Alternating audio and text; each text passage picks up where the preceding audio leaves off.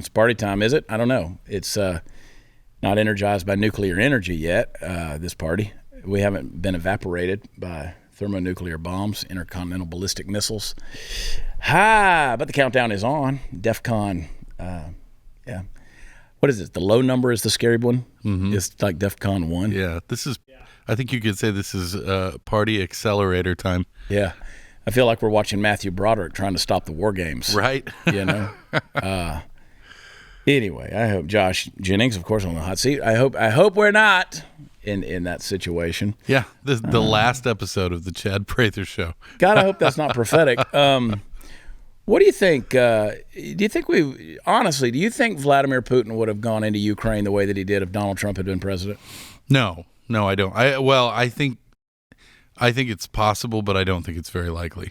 I mean, he's been seething to do it for a long time, but no, I think Trump had enough of the crazy card that he could lay on the table that unless Putin really is dying and he's on his way out and wants to leave his mark on history, I don't think he would have. Yeah, I think that Putin, and I've said this before, I think he sees it as his legacy to do what his predecessors did, whether it was Catherine the Great or Peter the Great. They all did it. Yeah. They all did it. The same type deal of trying to, annex these countries back in and dominate them. And yeah. I think that's involved. I think also, there is a little bit of legitimacy to some of his concerns, I think, with the UN kind of creeping in, NATO, not UN, NATO, creeping in over time and pushing at the borders. I mean, if I try to put myself inside of the mind of somebody who's on the other side of that imaginary now wall, I could see thinking that way. But yeah, I think most of it. I think most people in power, especially dictatorial power, are very concerned about legacy. Yeah. You get all the money, which he has. You get all of the women, all of the parties, all of the things. What have you got left? Yeah, legacy. Yeah, it's a perverted way to go about it. I mean, I believe legacy is a big, important thing in everybody's life, but wow. Yeah, right. Yeah. The Puppet Master Mark and Super Chris Cruz driving us into the nether regions of all things thermonuclear insanity. It's a scary thought when you think about it. Yeah. And I think a lot of us start, putting our head under the rug and saying, putting our head in the sand, so to speak, and just thinking, it's going to be fine, it's going to be fine. But we have a driveling idiot at the helm in America who can't read a note card, much less handle international diplomacy. Right. And talk this nonsense off the ledge. So. Play it again, just in case people missed it on Thursday. Yeah, play it. I'm always happy to see it. I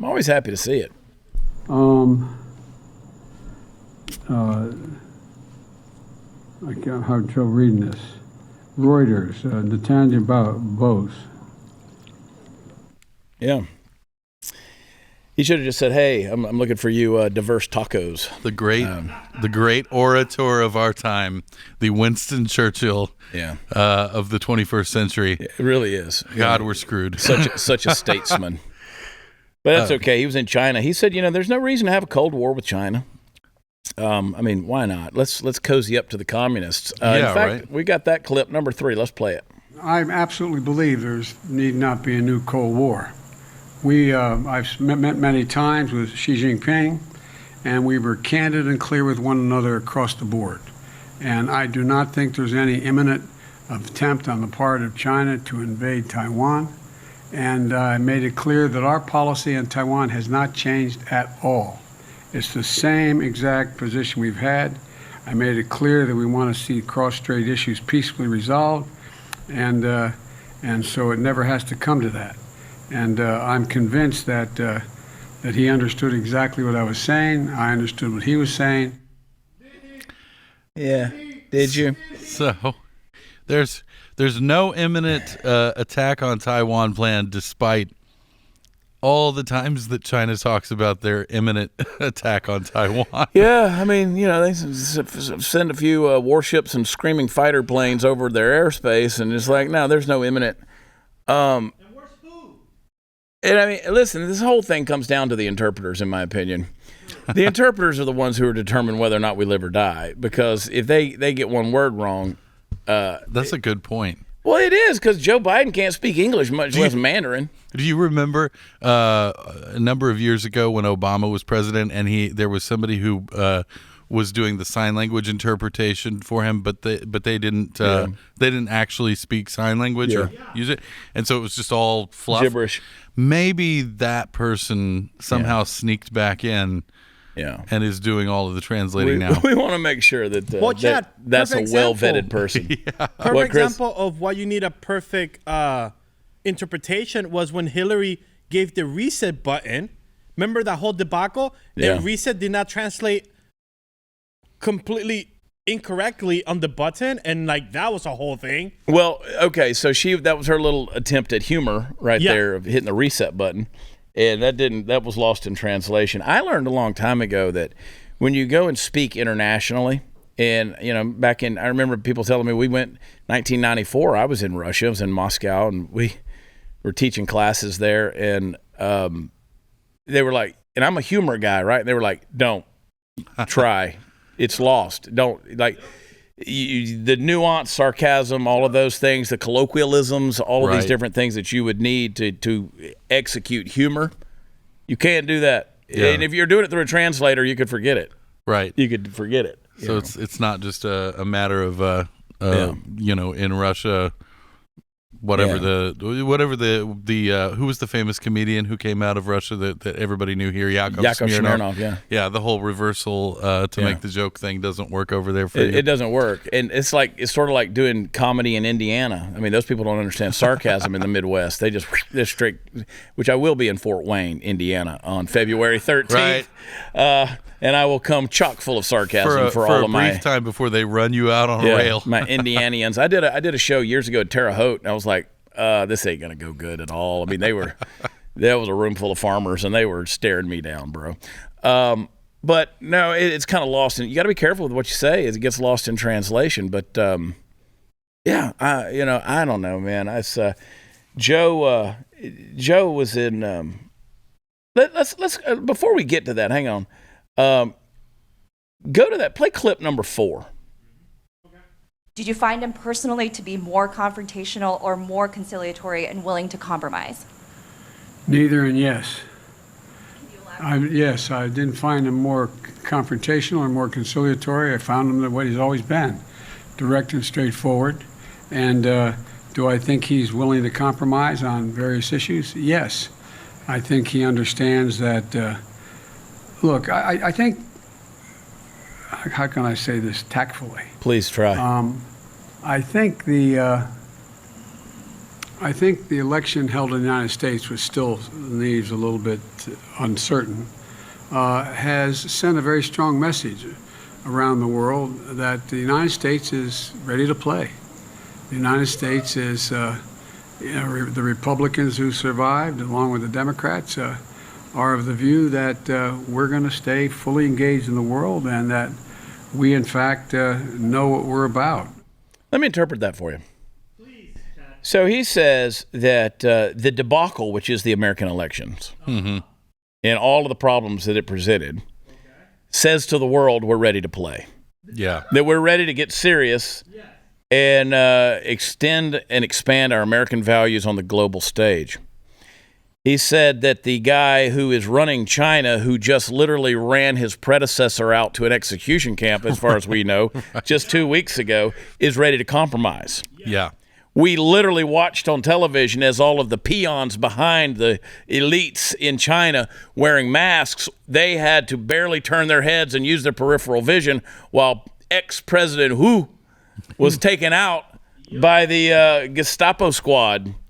Yeah. Yeah, did not want to, reaching for help. Yes. And they escorted him out. Yeah, and Xi Jinping, dictator for life, didn't even turn his head to acknowledge the man. Right. But you're going to tell me that guy's willing to compromise.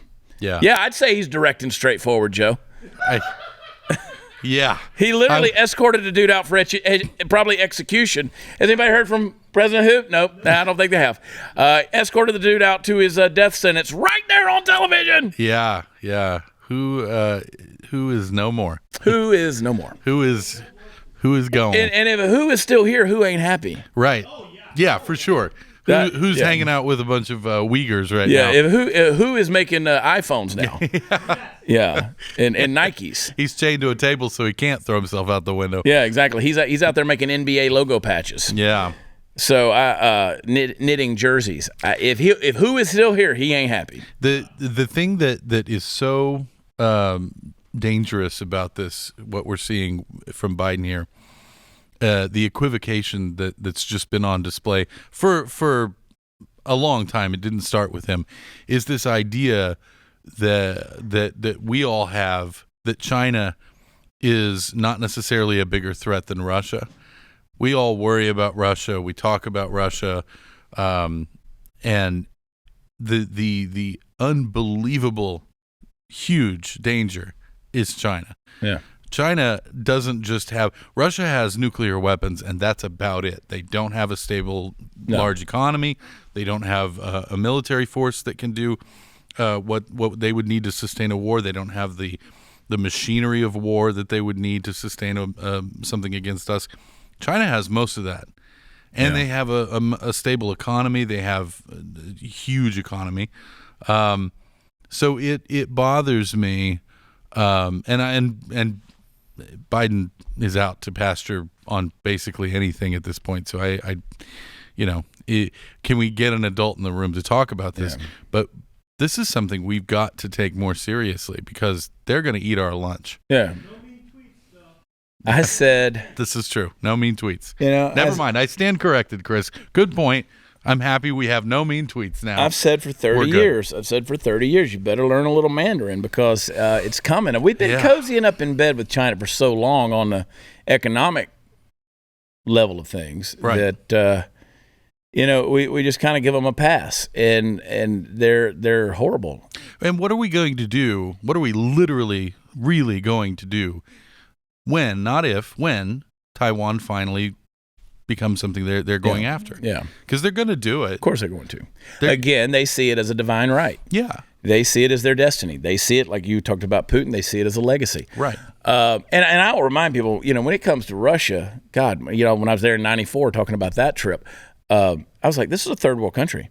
Mm-hmm. I mean, you got your meat hanging in unrefrigerated windows in the middle of Moscow. I mean, this is a third world country. The only thing they ever spent money on was bombs. This is a country where, people, like men, wear tracksuits. That's bad. And chains. Yeah. And no shirt underneath or a wife beater. Right.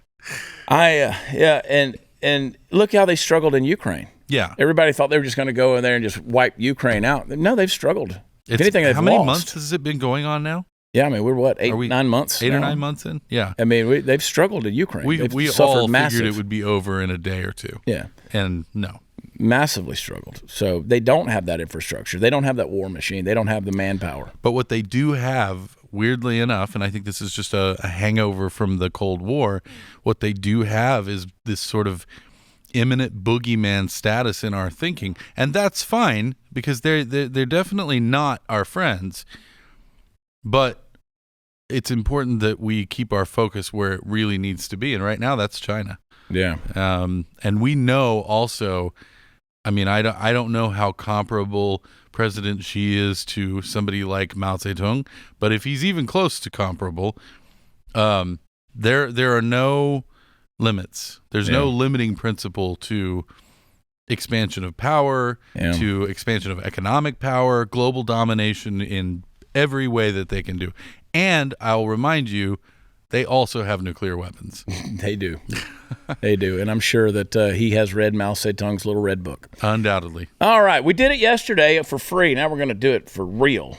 It's time to make your health great again as we get close to the new year. For anyone looking to ignite their fat-burning metabolism, boost their energy, and transform how they look and feel, Start taking care of your liver. Your liver is your body's master detoxifier. It performs over 500 key functions in your body every day. That's why so many of us struggle with weight gain and feel tired all the time. Fortunately, there's a simple, all-natural solution that I absolutely recommend. Liver Health Formula. Liver Health Formula contains 12 powerful botanicals clinically proven to recharge and protect your liver. Do you guys drink? You drink? I drink. That affects your liver. This will fix your liver at the cellular level. It helps restore your liver's detoxifying abilities. It boosts your energy levels. It will kick your natural metabolism into high gear. Liver Health Formula is backed by the latest science and approved by American doctors, and every bottle is manufactured right here in America. And right now, as part of my audience, you can try Liver Health Formula completely risk-free, and they'll give you 5 free gifts when you order today. You're going to get a free 30-day supply of nano-powered omega-3. It's a powerful blend of omega-3 fatty acids. It supports a healthy heart and brain, 4 times better absorption thanks to the special nano delivery system. You're going to get 4 free ebooks to support every aspect of your health and longevity, regardless of your age. Go to getliverhelp.com/Chad. Claim your your risk-free supply of Liver Health Formula. All 5 bonus gifts. You're covered with a whole year, 365-day money-back guarantee, so you have nothing to risk. That's getliverhelp.com/Chad. Or you can call and talk to them, 800-282-1757. We'll be right back.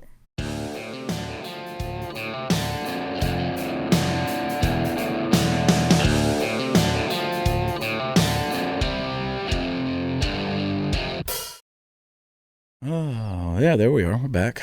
We're back. Back, Josh Jennings. We didn't go anywhere. How have you been? Not bad. How about yourself? You look Christmassy. I am a little Christmassy today. Yeah. I'm all right. I was had a little bit of a cold. Thought I had the woo flu again, and I did not. I was fine. So, I found it funny that I mentioned this the other day that Xi and Joe, whenever they were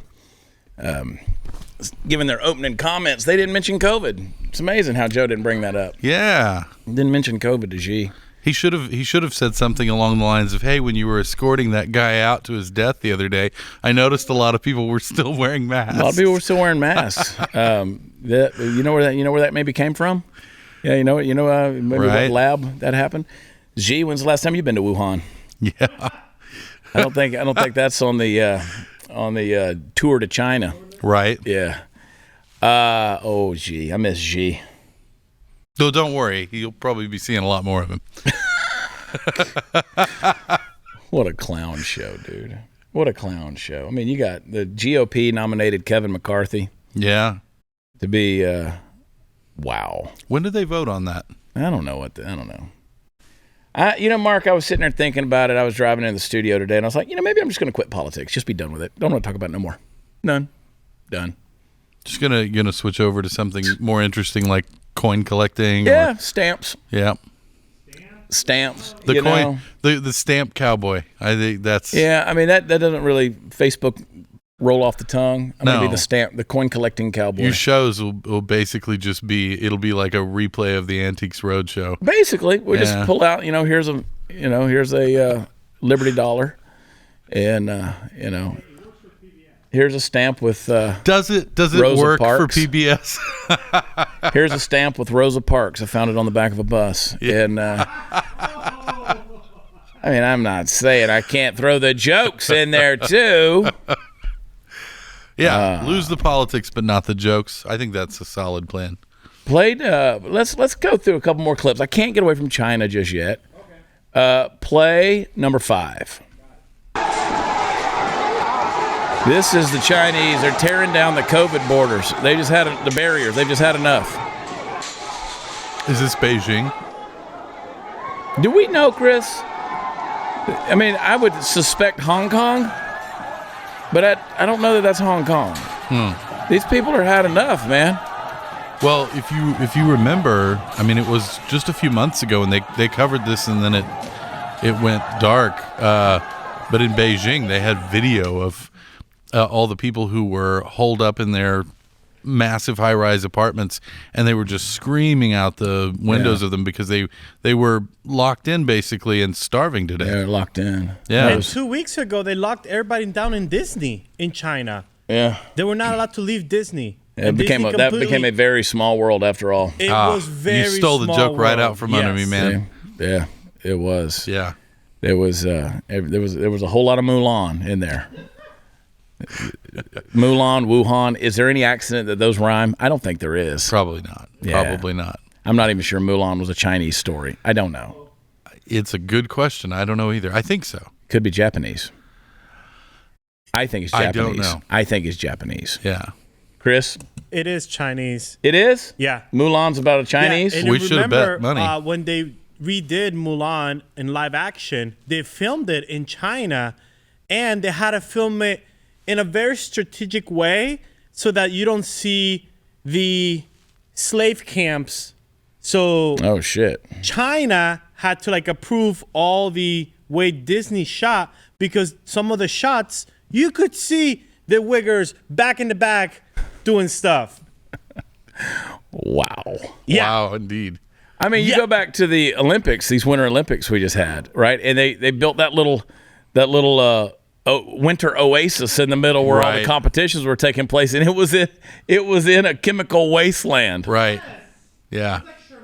Yeah, if you backed away from it, it was just garbage. Yeah, it reminds you of a much bigger scale version of what they used to talk about with North Korea, where you would get the occasional delegate or envoy who was allowed to go into North Korea, and they would basically build like a small show town. Like a set. Yeah, a set to show them like, oh, look how prosperous we are, look how amazing North Korea is, and it was all a sham. So it seems like a kind of a theme. I'm getting over there. excited about our future. Like, there's so many things to look forward to. Yeah, You know? post nuclear apocalypse, like Man, rebuilding. Yeah. Start memorizing the Constitution and your Bibles, and yeah, I'm telling you. Do you have? Sorry to get off on a rabbit hole here, but do you have like a bug out bag or something like that you carry around with you? Because I do. Why do you want to know? No, Because I need to know whether or not to include you in my team or to be on yours. I'm reasonably prepared for a lot of things. You know, I order the iodide and all that stuff, Yep, and the me too. droplets. You know, so it's the world we're living in. Yeah. You know, and look, let's be real clear. I got children I want them to live a long, prosperous, happy, fruitful life, and I pray God will have mercy on all of us in regards to this life. But, you know, ultimately, your bug out bag should be Jesus. and you should That's be a T-shirt right you there. should, yeah. Jesus is my bug out bag. He chuckles as I write in my notes. But Yeah, right. you know, I hope you guys are clinging to the hem of the Savior, man. And Yeah. you know, look, we could joke about this stuff, but we are, you know, our days are short on this mortal coil. In this mortal coil. So, you know, we ultimately, whether it's now or later, whether you meet the undertaker or the uppertaker, one way or another, we're getting out of here at some point in time. For sure. And that's why, you know, I always put these things, our little debates and our arguments into perspective, because, you know, there's a handful of these world leaders out here dictating how the rest of the 8 billion of us are going to live and die the rest of our days. And these Right. guys can't seem to get along because, again, they're trying to fulfill their destiny and leave a legacy. Yeah. But, yeah, these guys have too many buttons in front of them. Oh, for sure. Someone once asked Albert Einstein how he thought the next world war was going to be fought after World War II. He said, I don't know how the next one's going to be fought, but the one after that will be fought with sticks and stones. There you go. Yeah. There you go. So cheery stuff, folks. Yeah, I mean, it really is. It really, really is. No, it's and look, our global enemies love the fact that we can't get along inside this country. They love that ideologically we can't. You know, we're fighting over. They help promote it. I mean, they do things to The push the propaganda buttons. that's there. Yeah. Oh yeah. Yeah, absolutely. I mean, it's there are some really evil people in the world. Yeah. Really evil people who do it in the name of patriotism. Yeah. You know what I mean? Yeah.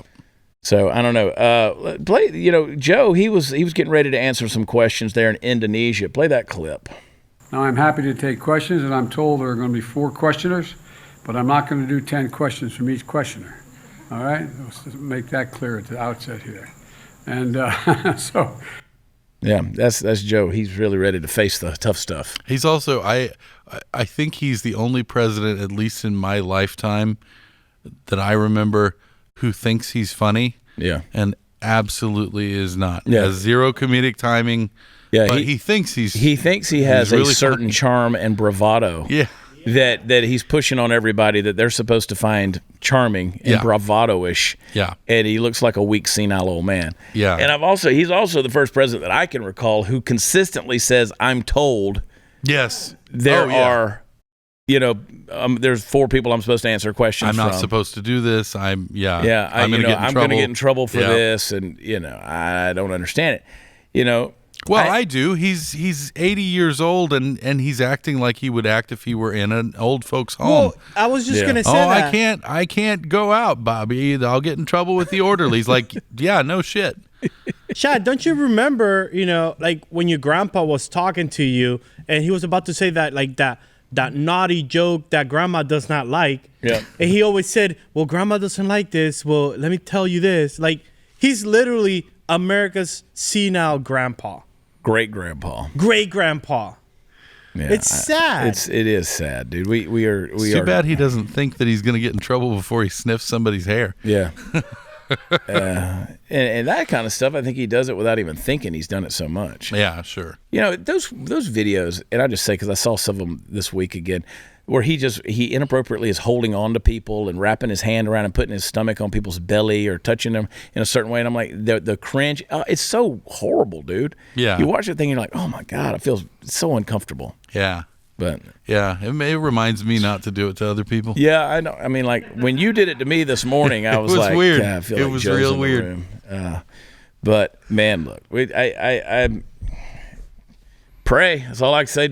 Pray, pray for your own soul. There is good. There is so much good in our lives that should be examined and remarked upon. I mean, it is not like everything is in the toilet, but preserving that good is the province of our thought as well. It's circling the bowl, but if you'll reach in real quick and grab it out, save that one shiny turd. Yes, that's agreed. That's our philosophy in life. I like it. That's another T-shirt right there. Jesus is my bug out bag. Hair loss can be tough. You see it in the pictures. Barbara points it out to you. You see it in the mirror. You put on caps and cowboy hats. And what are you going to do about it? If your plan is to shave it off, don't do it. Save it with Keeps. Keeps has clinically proven FDA-approved hair loss treatments available online. You don't have to go to the doctor.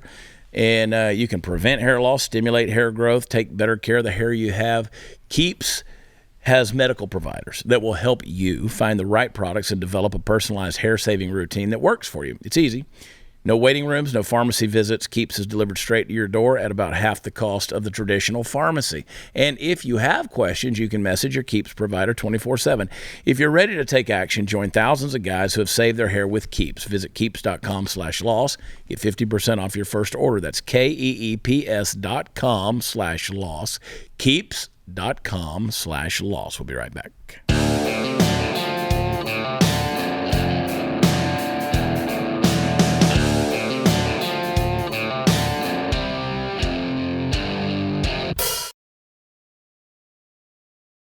All right, welcome back, folks. You know what time in the show it is. Let's talk about soccer. That's something you never thought you'd hear me say. Let's talk about soccer. I mean, if you're not keeping a finger on the beating pulse of the U.S. soccer team and its comings and goings, I mean, what are you doing with your life? If your answer to that question is literally anything at all, even just breathing with no words, I'll accept that as a perfectly reasonable answer. Let's be honest, folks. Nobody cares about soccer. There'll be those of you who say, yeah, I'm sure. I know millions and millions of people around the world go to soccer games all the time, hooting and hollering and beating the crap out of each other and whatnot. But, those folks aren't even real. And on our own American soil, you have to ask yourself why, after the age of 13 or so, anyone is playing soccer. Nevertheless, no doubt as recompense for our sins as a nation, we do, in fact, have a U.S. soccer team, and it will, in fact, be going to the World Cup in Qatar soon. Now, for those of you who just made a masturbatory gesture in my general direction, I feel you. I mean, not literally, but I get it. Who cares, right? Well, they're about to precipitate some pretty unpleasant feelings on the part of the people who will be hosting them because they decided recently to replace the red, white, and blue base of their crest with, of course, rainbow colors. And why? Because, of course, LGBTQ people need support. And a spokesman for the team said, Our rainbow badge has an important and consistent role in the identity of U.S. soccer. As part of our approach for any match or event, we include rainbow branding to support and embrace the LGBTQ community, as well as to promote a spirit of inclusiveness and welcoming to all fans across the globe. As a result, locations that we will manage and operate at the FIFA World Cup, such as the team hotel, media areas, and parties, will feature both traditional and rainbow U.S. soccer branding. So, here's the problem I have with this, and I'm guessing it's the problem you might have with it too. Identity is a funny thing. Now, most of the time on this program, we talk about how dangerous identity politics is because of the internal strife it foments within our nation.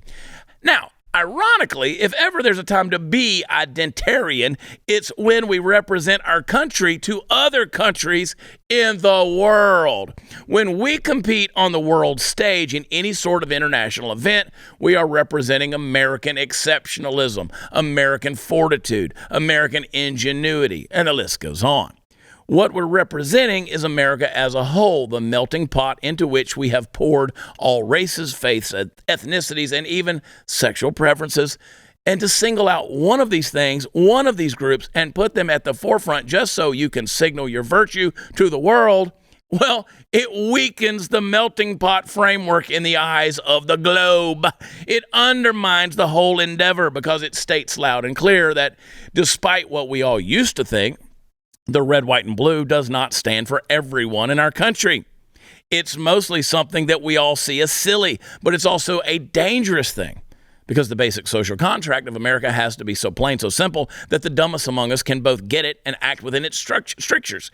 And the most intelligent among us can weave it into complex ideas and things that reach beautifully into the future and might stand for thousands of years. The U.S. soccer team and their decision is a fairly minor example of the degradation of American culture into warring subcultures, much like soccer itself is a minor example of sports. I said what I said, folks. I said what I said. But that doesn't mean we should ignore it. I guarantee you the people of Qatar will not. So they're taking the gay emblem right to the Middle East, dude. I got to say, Chad, you are one eloquent son of a bitch. It's true, man. The words just flow. The words just flow. Yeah, how about that? That's a weird thing to kind of hang your hat on constantly and never stop. Just you represent America. Yeah. I mean, the gay community, the LGBTQ community, if you want to call it that, in America is part of America. I mean, like, it's a game where you kick balls. Yeah. Right? This is true. Why do you that's gay? Why do you want to equate that with gay lifestyle? I don't understand. This is true. Yeah. It's a bunch of dudes kicking balls. Yeah. Yeah. I think I was trying to think of a joke that was just dirty enough but not so dirty. No. You know, somewhere in that, but nothing came. I mean, it's gay enough when you scream FIFA. You know? Oh man, I don't know. And I don't hate soccer. I'm just not entertained by it, right? I get it. Can I tell you a funny story? So my kid, my oldest kid plays soccer. And so I go to the games, and I've never been a huge sports fan. Shocker, I know. I at first I was so bored. But then I got into it gradually because it was my kid, and I started to get to know him and his teammates and all of that. So I kind of got into it. But what happens is I'm sitting there on the sidelines of these games, and soccer moms will stand there and scream at the top of their voice advice to their kids who are playing.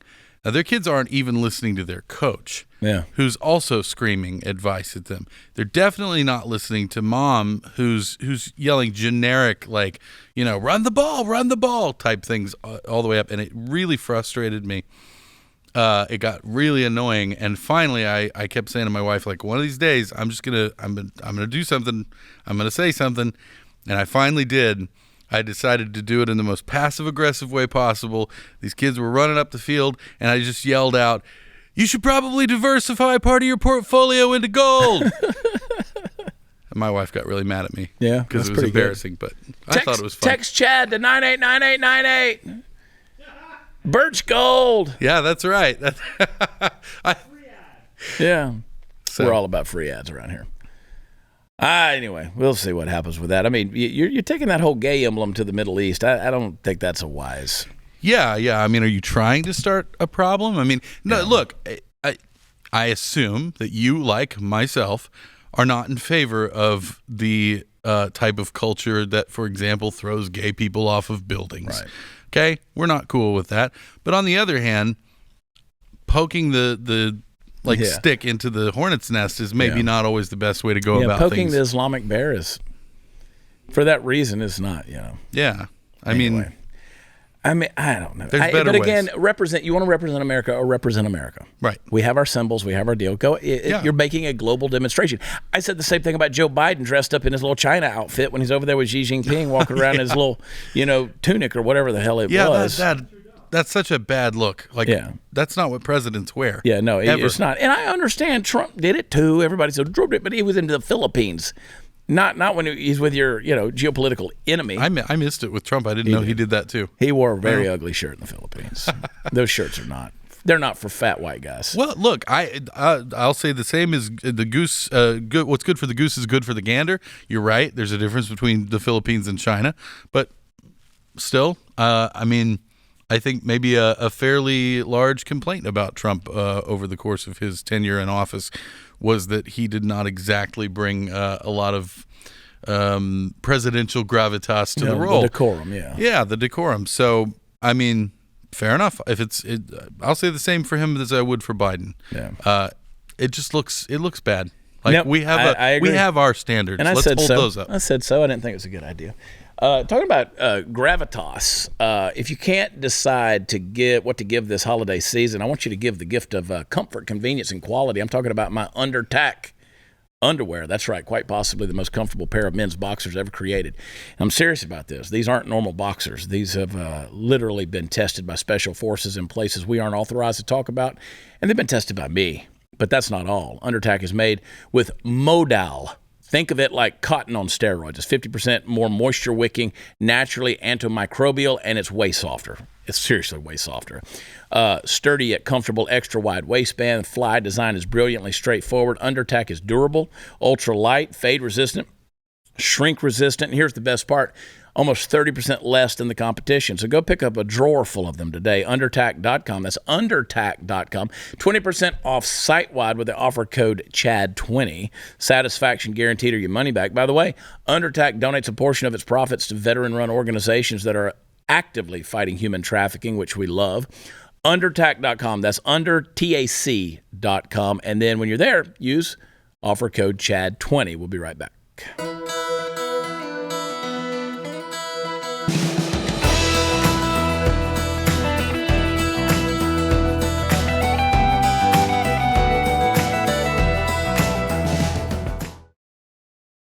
So for the first time, we saw this week that DeSantis is leading in the betting odds for being the Republican nominee. Yeah, Trump has always led in that, and I think he's running at like plus 160. Yeah. I mean, I honestly, I don't find that terribly surprising. Do you? Me either. I mean, I think there's a lot of people out there who don't want to hear this and who don't want to think this, but I mean, I think, personal opinion, I think that Trump's star has kind of faded. I think he's probably either is or should be on the way out. I think that I don't think he will do this, but I think that the wise thing on his part would probably be to hand the mantle over to DeSantis. Yeah, he ain't gonna do that. No. And it's his to lose. I mean, I think that by and large, that is the way things are being persuaded, right? Yeah. That's the way the winds of change are tending to blow. I mean, DeSantis he's been a conservative darling in that regard, and how the things he's done has been. I mean, case in point, this recent Hurricane Ian. Yeah. Nobody's talking about that because he handled it. Right. Yeah. Yeah. If you ever want to know how well a Republican politician does, just listen to what's not on the news. What's not being said in the news. And again, ironically, the news, the mainstream media is also really trying desperately to keep Trump to the forefront because they want Trump to run. Yeah. Because DeSantis is formidable. He's very formidable. He's not only all the good things that Trump was, he's not a lot of the bad things that Trump was. And I'm understandably worried about that. And I can make arguments either way. I can, but we'll see. I've said what I'm going to say about it. I've said positive things about both men consistently, even recently, and I'm just like, I'm not going to get in that debacle of debating between the two of them. And I get that there's all those folks out there who are like, how dare you say anything bad about Trump? How dare you not say something bad about Trump? Right, exactly. The man wants to be the leader. Listen, if you want to lead this country, you got to be capable of being criticized. Yeah. Because he didn't do everything right, and we've got to be able to call that out. He's not doing everything right now. You want to watch a man fail and take everybody with him? Put him in a place where he's above accountability. Mm-hmm. You put any person. That's why our government was set up with a system of checks and balances. You let somebody get to a point where there's no accountability. I don't care who you are. You get to a point, I don't care if it's a celebrity or a church leader or whatever. You are asking that man or woman to fall. Absolutely. You're asking them to fail. Yep. People are not made to live without some form of accountability. So it's unwise to allow Trump or DeSantis or anybody that's out there to go without some level of critical thought and critique to go along with it. You should. Absolutely. Yeah. And I mean, to that same point, the sort of the photo negative of that is on our part as people who are electing these people. I've said many times all of the things that I think Trump did right as a president. So this is not me engaging in Trump derangement syndrome. But the truth of the matter is, there is a cult of personality built up around this guy that is not healthy for the nation. It's not healthy for individuals, and we can't keep doing this. If Ron DeSantis ends up being the front runner, don't form a cult of personality around him. He's a public servant. He's there to serve at your will.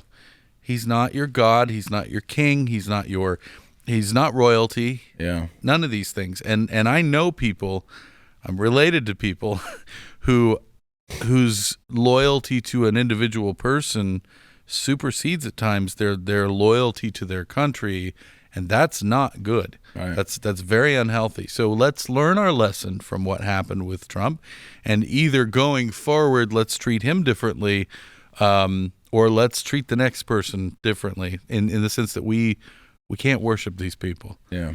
My biggest fear is that DeSantis does end up, and he hasn't even said he's running. Right. But, I mean, my fear is DeSantis runs, he gets the nomination, and then Trump runs as an independent. Yeah. I mean, we've already seen that Trump is not above bashing him even before the midterms. Yeah. I mean, before the election. I mean, and people will say, "Oh, we should have independence." We should, but I also live in reality. Yeah, and I know exactly what's going to happen, and you do too. You can argue it till you're blue in the face, but you know what's going to happen. It'll be ugly. Ah, boy, oh boy. Well, all right. This has been nothing but downer stuff. The whole episode, and I was sitting here thinking, how can we end this week on a positive note? We got to talk. We got to. There ain't shit. Ain't a damn thing. I want to go. I'm going bowling tonight. That's positive. We need to go bowling together. We should. I've heard you like to bowl as well. I love to bowl. And it sounds like you're pretty good at it. I'm pretty good. I'm a good bowler. Real drunk, so we're on the same level. A buddy of mine lives downtown Fort Worth, and he's got his big high-rise condo has a floor that's like a game room, like a whole entertaining area, and they got one of those 16-foot shuffleboard tables. I think it's really long, Yeah. And he was like, we were all down there. There's me and Steve Helms and him, and he had a person on his team, and we beat him. We played a little conservatively, and then he's like, wanted to put some money on it on the shuffleboard. And I was like, oh boy, I'm about to light you up. Money falls down on the table. It's on. Yeah, I did not know you were a shuffleboard player. We lit them up. I mean, I play music for a living. I'm in a lot of bars. And you're old, so 50. I mean, I guess it's kind of a prerequisite. Not shuffleboard with the sticks. Shuffleboard on the table. I didn't know there was a difference. Yeah, you got to look that up. That's a Texas thing. Yeah, you salt the table, and you got your metal puck, and you roll it, and it goes down. Yeah, not shuffleboard with the stick. Okay. Similar concept, but you're playing on a table, 16-foot table. All right. I'll have to play it rolls on top of the salt. So like an air hockey, except without the air. Yeah, exactly. But you evenly sprinkle the salt on the wood. Interesting. And then boom, you go down there and you don't want it to go off the edge on the sides, and you want to get as close to the edge on the end. Okay. Yeah, it's you're gonna have to invite me to come play. We'll play some shuffleboard. Yeah. It's a pretty intense deal. I like it. There's leagues out there. It's legit stuff. There's people out there playing soccer, so of course there's people playing shuffleboard. I would leagues. show up for the shuffleboard tournaments quicker than I would the soccer tournaments. But anyway, I don't know.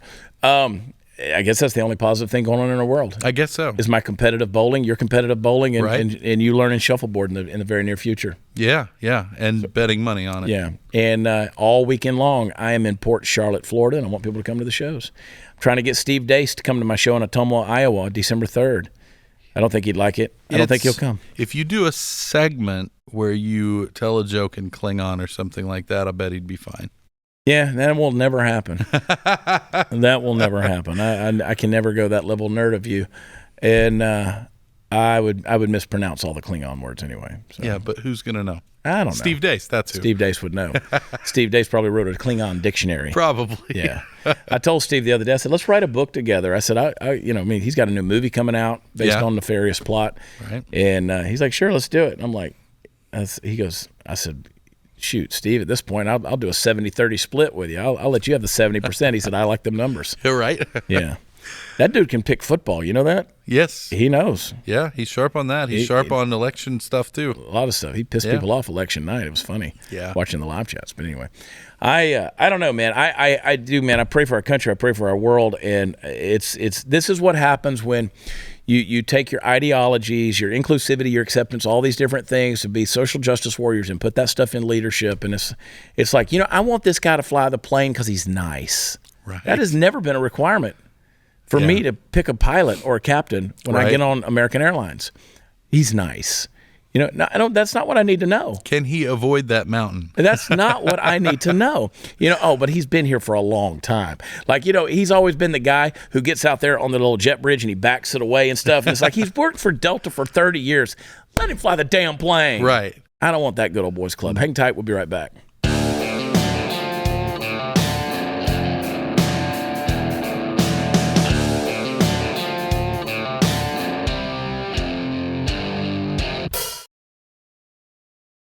All right, Josh, thanks for sitting in, hanging out. Thanks for having me. I always like getting your perspective. And hey, for the record, when you hear me wax eloquent, that's a lot of Josh Jennings words. He's a great writer for Blaze TV, and I appreciate you, buddy. Appreciate it. And we're working on some new projects together. Yes, we are. Yeah, it's going to be fun. Coming soon. Yeah, and if you never have gotten the work we did together called Am I Crazy? Am I Crazy?